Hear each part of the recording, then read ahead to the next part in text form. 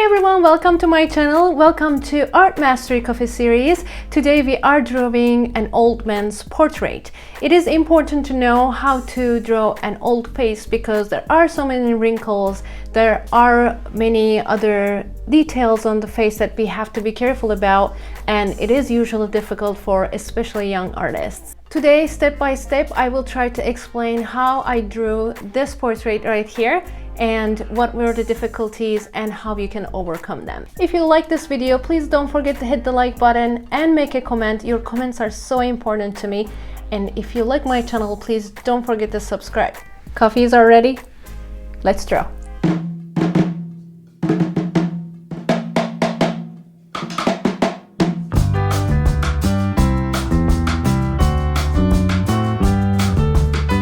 Drawing an old person's face might be really difficult as each wrinkle will need individual shading. The white hair is also challenging. Here I will explain how you draw an old man's portrait step by step. I start with the left eye and build the upper left section first, then move to the right to prevent smudging. If you add the darkest areas with your charcoal pencil first and add the basic highlights with your eraser, you will get a very good eye sketch to begin with. Under the eye, if you do the wrinkles with 4B or higher graphite pencil instead of charcoal, you will leave more room for mistakes.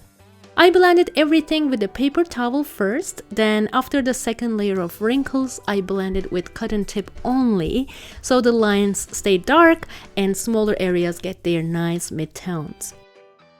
As I moved upward, I added the forehead lines with my 4B where they seem the darkest and deepest. Then I blended them with paper towel to give them a natural look.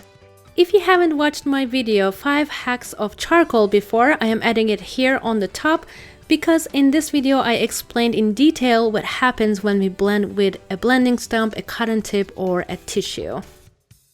I drew the spots on the forehead with my 4B and of course I blended afterwards. Let's look at the wrinkles closely. When you look at each wrinkle, you see the direction of the light going from darkest gray to lightest gray.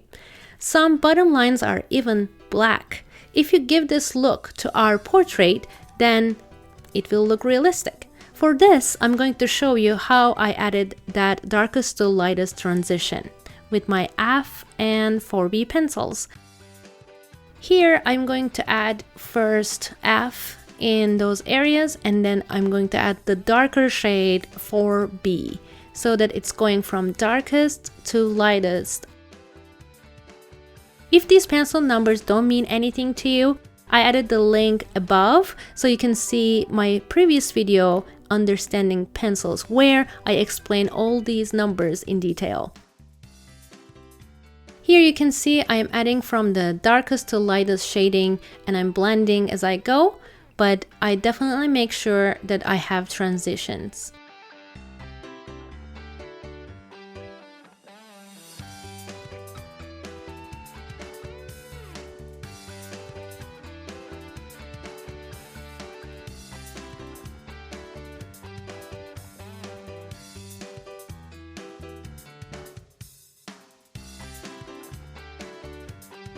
He has more wrinkles on this side of the forehead, so I will try to show you one more time how we create depth for these wrinkles.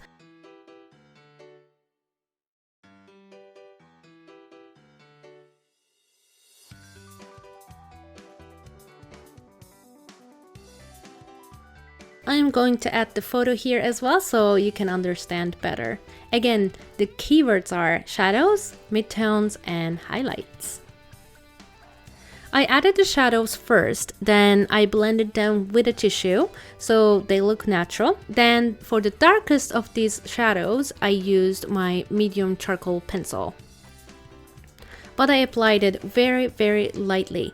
With my 4B, I applied less pressure than usual to add my midtones just like in the photo. Not in random directions, but in the direction that photo tells me.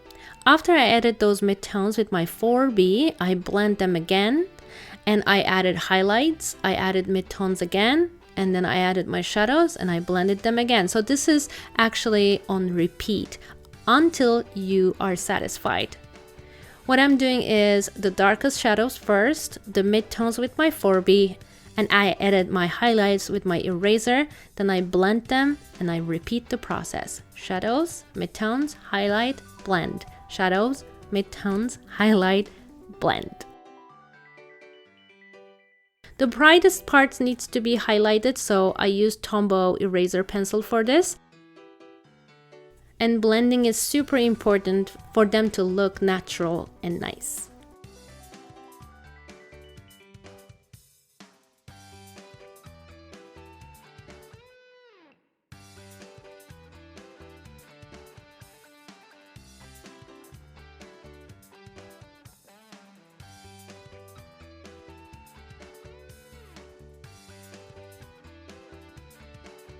Now it is time to add some spots on this section of the forehead with the same pencil.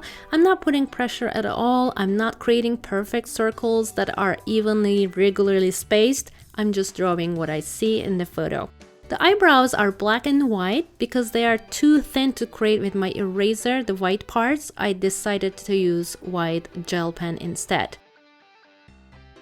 So what to do with the white hair when you have a white background? You blend a very light shade of gray around the hair area and a little bit beyond, and with the help of your eraser you mark the hair roots and the hair strands to the direction that you see in the photo.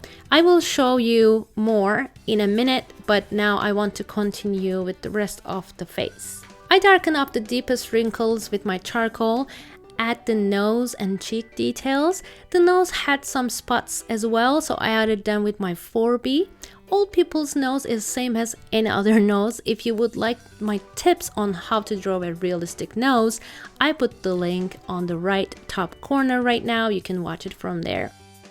For the lip area, there are these extra vertical lines which shows aging. They shouldn't be harsh lines, so I blended them with my tissue very often. Those lines are also wrinkles, so they need highlights and midtones. This is why I use my F pencil and eraser to create depth together with my 4B pencil. In the lip area, I always use cotton tips because they do the best job of creating midtones while giving the darkest parts of their natural look. Here you see I added highlights to create depth so that those lines will look like wrinkles. Here I use my 4B pencil and then I blend. His lips were pretty dark, so I had to add more charcoal to it.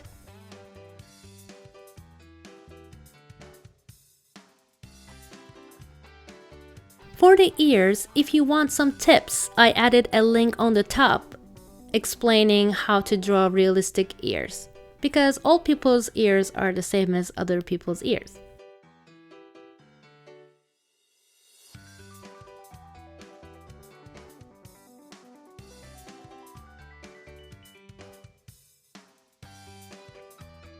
Old people's neckline will be different than younger ones though. There will be many hills and grooves. Also, their chin lines will be deeper than their younger friends. I marked the darkest areas with my charcoal, and again I created the transition from darkest to lightest shading in those lighter areas in between.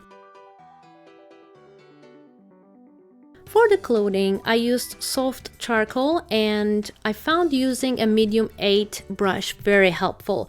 So you can see that I added charcoal, soft charcoal on a different piece of paper and I dipped my brush into it, and this helped me to give all these darker shades and midtones in the clothing area.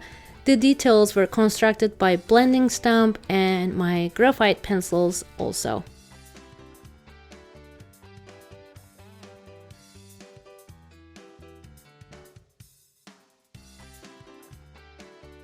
So some artists look at this and they think, okay, I'm finished, it's complete. But I look at this and I say we need to add more shadows and highlights so that in the end it looks like this. Bravo! If you want to get this with me, hang on there for 2 more minutes. So let's continue our work on hair. I added some light soft charcoal around where the hair is with my brush. Then I erased around the hair with my black eraser, leaving a trace of gray area, giving the contrast that I want.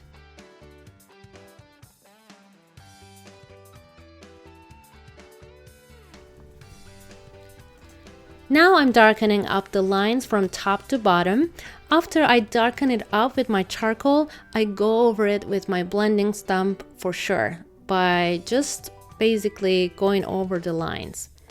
Here I want to slow down and show you how I added the line details in between the wrinkles. So these details are the distinctive factor between an average realistic drawing and a great realistic drawing. Of course, after drawing these fine lines, I lightly blended them with my blending stump. So here, some lines are made by circular motions and some lines were just straight lines. Here, as we come closer, I want to show you how I filled in between those wrinkles with those tiny little lines that I see in the photo.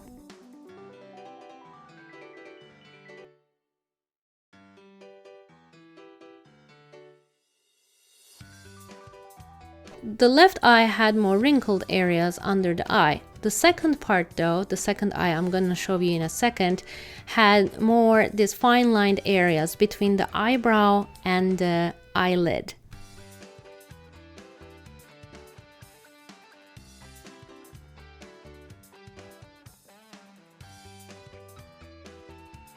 Let's add those lines together.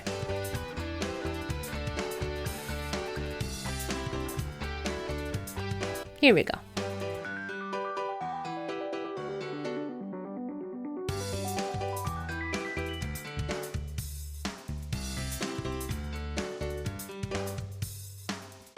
Eyes are not the only place I want to add dark details. I go again, as I said, from up to down. So all these like gesture lines, all the lines around the lip, where the nostrils are, where the neck lines are, those all needs to be darkened up so that it creates contrast and looks more beautiful.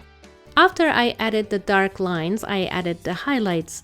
And for highlights, I used my kneaded eraser for the cheek and the chin area. And I will use my eraser pencil for finer details such as white of the eye, above the eye, and where the wrinkles are. I used white gel pen only in the reflection of the eye, honestly, and for the eyebrows. It is always good to do eyebrows again once your portrait is finished.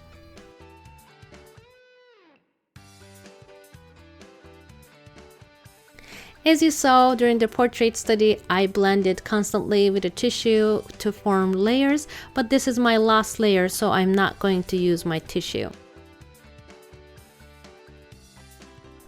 I find a big brush very helpful in terms of cleaning all these eraser bits. If you would like to draw this portrait in real time with me, where I explain all the tips and tricks step by step, it is on my Patreon account, patreon.com/ecegürler. I hope you liked my video. If you did, show this by hitting the like button and subscribing to my channel for more helpful tutorials. See you in my next video. Bye. Thanks a lot for watching this video. If you like my videos, please don't forget to subscribe and visit my website ecegürler.com. Stay with art and love.